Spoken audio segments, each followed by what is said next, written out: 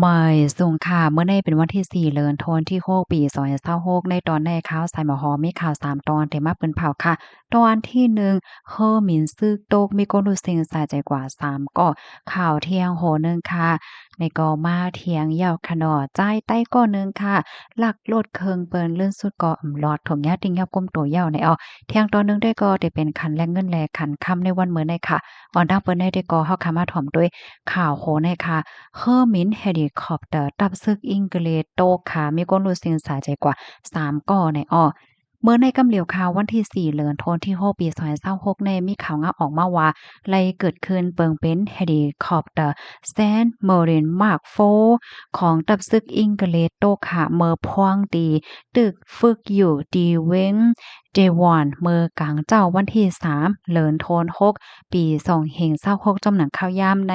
ปืนตีเนี่ยค่ะ อิงเนอเปิงเป็นป้อกำในเหี่ยวกอเฮ็ดให้เจ้าหน้าที่อันมีไว้อยู่ดีเนอเฮอหมินนั่นรู้สึกสาใจกว่า3ก็ว่าเนี่ยค่ะอยู่ที่ผู้คานปากฝ่ายตับซึกเฮอของอังกฤษไล่ออกมาลาดว่าหลวงโลดซุ่มอันในค่ะก็เกิดขึ้นเมื่อพ้องตีมีหลวงฝึกเฮอหมินเฮลิคอปเตอร์เฮ็ดจังไหนปยกลาดป้าเทียงว่า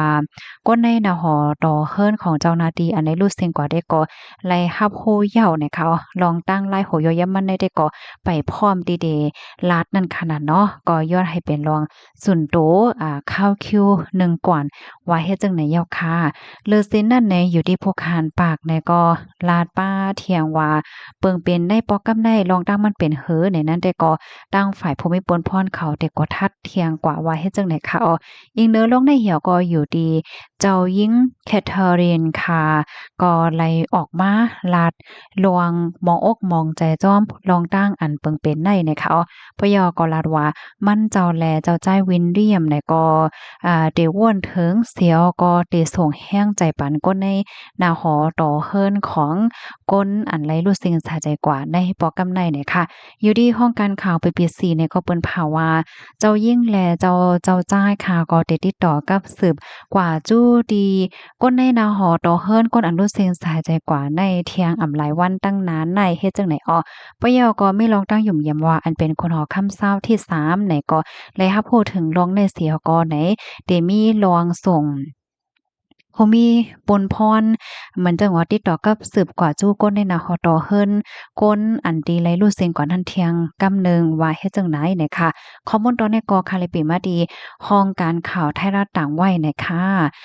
ยกก็ห้องการข่าว BBC ว่าเฮ็ดจังไหนค่ะแต่เรียกว่าเป็นเพศกึ่งกลางฝ่ายตั้งเขมรดีเมืองอังกฤษว่าจังไหนยาวค่ะลูกดีข่าวง่าโหในเสแลกำในเฮาค่ะมารับถ่อมด้วยข่าวง่าวดี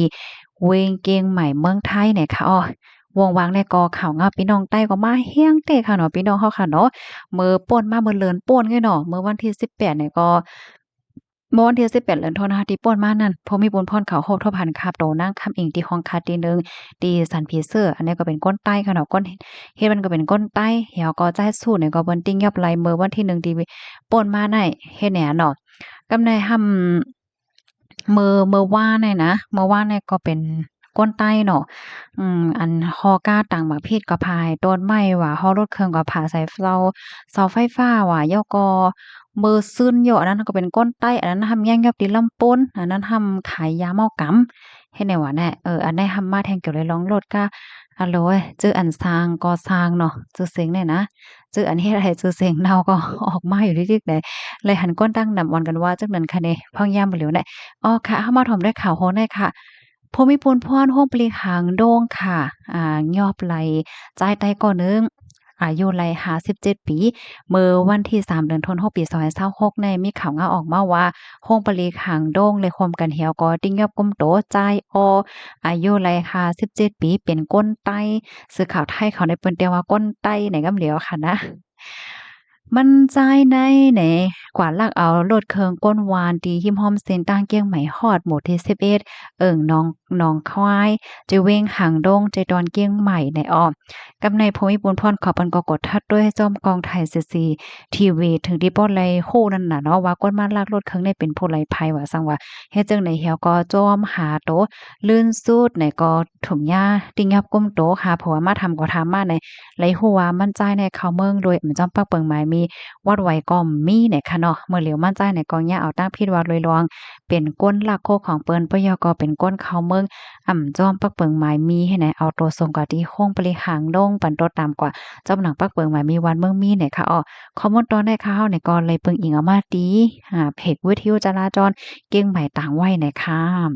พี่น้องค่ะถอมข่าวเงาโหในเอาหันเทินเจ้าเหือพองค่ะจึงว่ากว่าเมืองไกลค่ะเนาะวงวังในกำเลยยินข่าวลองพี่น้องใต้ว่าซังว่าเฮ็ดจังไหนไหนค่ะนะอันแค่ละแต่เพราะว่าเป็นข่าวเงาหลีเนี่ยมันก็หลีค่ะเนาะเพราะว่าเฮ็ดหลีเฮ็ดจ้อมปักเปิงหมายมีเนี่ยได้ก่อตาเตรอดแต่มันง่ายค่ะเนาะที่ในเมืองไทยเนี่ยค่ะนะลูกดีข่าวเงาโหดได้เสร็จแล้วก็ได้คำว่ารับถอมด้วยขันคำขันแลกเงินในวันเหมือนในค่ะอ่อนตั้งเปิ้นได้ก่อเฮาคามาถ่วมด้วยขันคำไทยอ่อนตั้งค่ะเนาะคำเตียงเพราะว่าพี่น้องเขามีสีกว่าขาย1หวัดในเด็กขายไรอยู่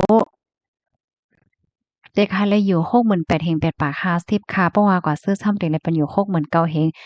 50คำหางเกิงคำหางเคิงเพราะว่ามีสิกว่าขายเนื้อหวานในเด็กขายเลยอยู่67,000เฮง4ปาก77เพราะว่ากว่าซื้อซ้ำเด็กเลยเป็นอยู่69,000เฮง8ปาก50ในคำลงค่ะเนาะคันแลกเงิน$1อเมริกันแลกแลกเงินไทย32.78ค่ะกับในเฮาคามาถ่อมด้วยขันค่ำที่ในเมืองโฮมตุม คำแตงเส้นปานเก่าเพราะว่าเฮาค้ามีเสียกว่าขายหนึงแก้มในเด็กขายละอยู่10,000,000เต็มๆเพราะว่าก็ซื้อซ้ำแต่ละปันอยู่10,000,000 100,000คำหางเคิงเพราะว่าเฮามีเสียกว่าขายหนึ่งแก้มในเด็กขายละอยู่9,400,000เพราะว่าก็ซื้อซ้ำแต่ละปันอยู่9,500,000คำเสี้ยนปานใหม่คำเตียงเพราะว่าเฮาค้ามีเสียกว่าขายหนึงแก้มในเด็กขายละอยู่9,830,000เพราะว่าก็ซื้อซ้ำแต่ละปันอยู่9,930,000คำหางเคิงเพราะว่าเฮาค้ามีเสียกว่าขายหนึงแก้มในเด็กขายละอยู่ 9,240,000เพราะว่าก็ซื้อซ้ำได้หลายปานอยู่9,340,000ว่าเฮ็ดจั่งใดกำไรเฮาเข้ามาถ่วมด้วยขันแลกเงินค่ะเพราะว่าเฮาค่ะมีเงินนอกเมืองแต่แลกเงินมานเนาะ$1อเมริกันแต่แลกละอยู่4 1 90 1ยูโรแต่แลกละอยู่4 8 70$1สิงคโปร์แต่แลกละอยู่3 2ปาก1หยวนแต่แลกละอยู่6 17$1ออสเตรเลียแต่แลกละอยู่3ปลาย5กำไรเพราะว่าเฮาค่ะเอาเงินมานเสแต่แลกเงินนอกเมือง $1อเมริกันได้ไล่ปันอยู่4แห่ง3ปาก1ยูโรได้ไล่ปันอยู่5แห่ง$1สิงคโปร์ไล่ปัน3แห่ง3ปาก1หยวนได้ไล่ปันอยู่6บาท33$ออสเตรเลียได้ไล่ปันอยู่3แห่งปลาย85ในแล้วก็เป็นขันค่ำขันแลกเงินในวันเหมือนในค่ะค่ะเพราะว่าเฮาค่ะมาด้วยโฮมๆย่อเหมือนขันค่ำโลงไว้ค่ะเนาะจังว่านั้นค่ะขันน้ำมันแต่ก็ยินข่าวว่องแว่งว่าเล็บเด็กขึ้นในค่ะว่ามื้อใดได้น่ะพี่น้องเฮาค่ะค่ะสายงายเงาลายอันตั้งปัดตอนป้อวันออกกลางก็มาแฮงแข็งยาวค่ะกลับมาลองตั้งลายโหยอยมาได้เป็นเถิงในค่ะเดมาเป็นแพ่เบิ่นพี่น้องเฮาได้ค่ะเนาะยินจมเย็นนำค่ะย้อนให้อยู่เลยกินหวานและรอดเพ่กันค่ะเหมยสงค่ะ